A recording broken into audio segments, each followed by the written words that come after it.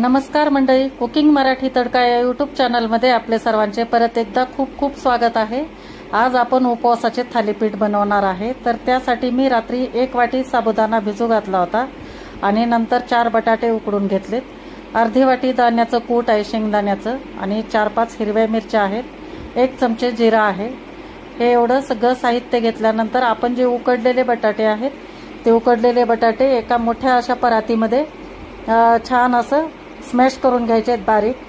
आणि जे आपलं दाण्याचं कूट होतं त्याच्यामध्ये हिरवी मिरची आणि जिरे टाकून परत एकदा मिक्सरला फिरवून घ्यायचे। आणि नंतर हे जो आपण बटाटे स्मॅश करून घेतलेले आहेत याच्यामध्ये जो भिजवलेला आपला साबुदाणा आहे तो टाकून घेऊ। चांगला एकदम असं फुललेला पाहिजे, रात्रभर पाण्यामध्ये ठेवायचा, छान म्हणजे फुगून येतो। याच्यानंतर आपण लगेच याच्यामध्ये जे शेंगदाण्याचं कूट, हिरवी मिरची आणि जिरे याचं जे मिश्रण आहे ते टाकून घेणार आहे आणि चवीपुरतं आपण सैंधव व मीठ टाकणार आहे। आणि हाताने पाणी न टाकताच एकदम घट्ट गोळा आपल्याला मळून घ्यायचा आहे। याच्यामध्ये दुसरं काही टाकायची, दूध वगैरे टाकायची काही गरज लागत नाही, कारण बटाटे आपले उकडलेले असल्यामुळे असा घट्ट गोळा मळला जातो। ते अशा पद्धतीने आणि आपले साबुदाणा जो फुगलेला आहे त्याचं पण असं थोडंसं पीठ झाल्यासारखं होतं, त्यामुळे बाइंडिंग छान येते। तर आता याच्यानंतर आपण हाताला थोडंसं तेल लावून घेणार आहे आणि तेल लावल्यानंतर हाताला चिटकत नाही आणि असे छोटे छोटे आपण थालीपीठासाठी आपण गोळे बनवून घ्यायचे आहेत या अशा पद्धतीनं। आणि असे गोळे बनवून आपल्याला थोडेसा असा याला आकार द्यायचा आहे चपटा,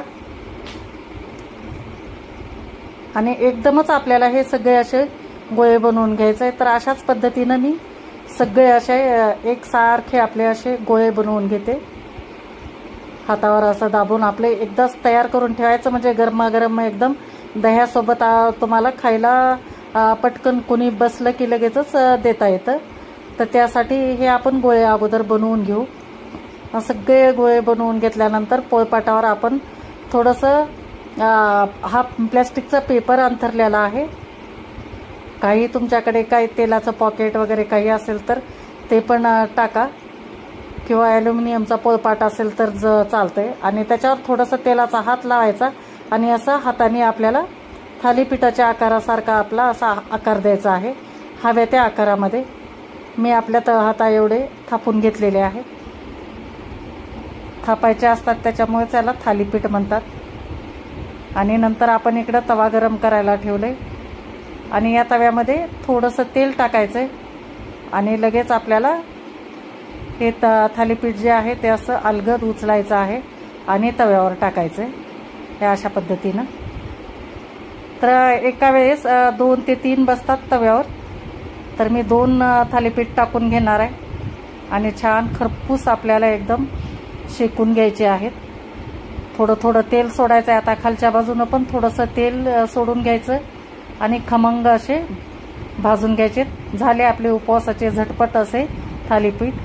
तर मंडळी, कशी वाटली तुम्हाला माझी ही रेसिपी नक्की मला कमेंट करून सांगा। आणि व्हिडिओ जर आवडला असेल तर लाईक करा, शेअर करा आणि चॅनलला आणखी तुम्ही सबस्क्राईब केलेलं नसेल तर सबस्क्राईब करा। थँक्यू।